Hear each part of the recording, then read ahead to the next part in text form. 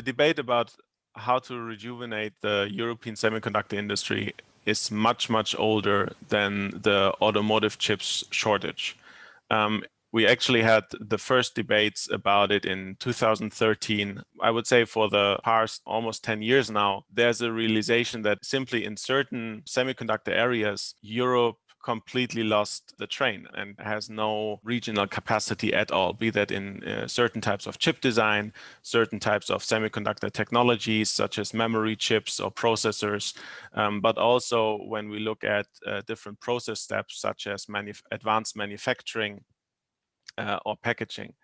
And there's an ongoing debate, what are the best measures in terms of policy tools to strengthen the industry, but also in which areas it is smart to invest, right? Because there are arguments to say we need to catch up in terms of advanced manufacturing for processors, for AI chips, for graphic cards, try to have advanced semiconductor fabs in our own region.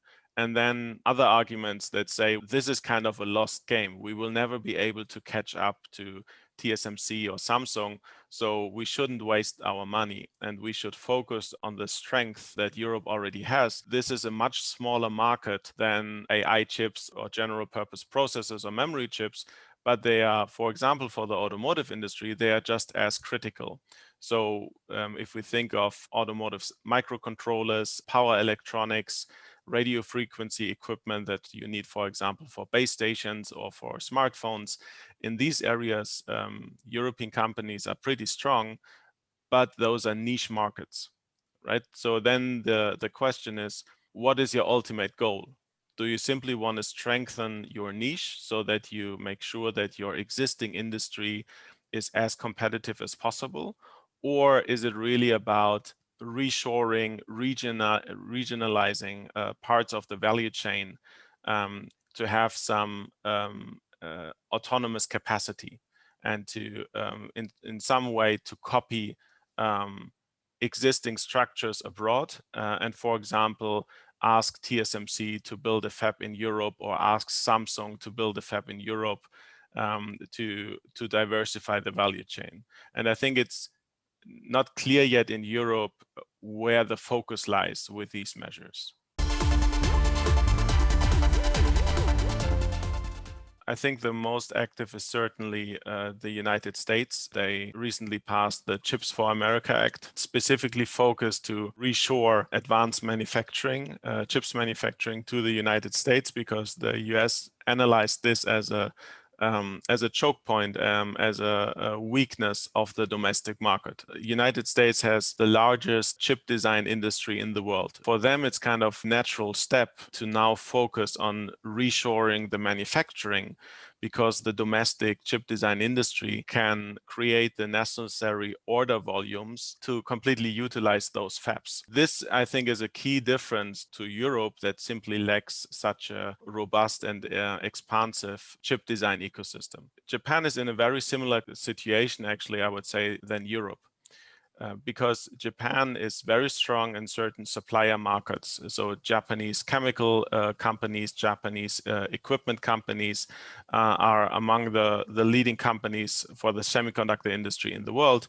But just like Europe, Japan lacks an expansive chip design ecosystem, and they also fell behind in advanced manufacturing. Regarding China, we see a lot of focus to mitigate the choke points that are addressed with US export restrictions.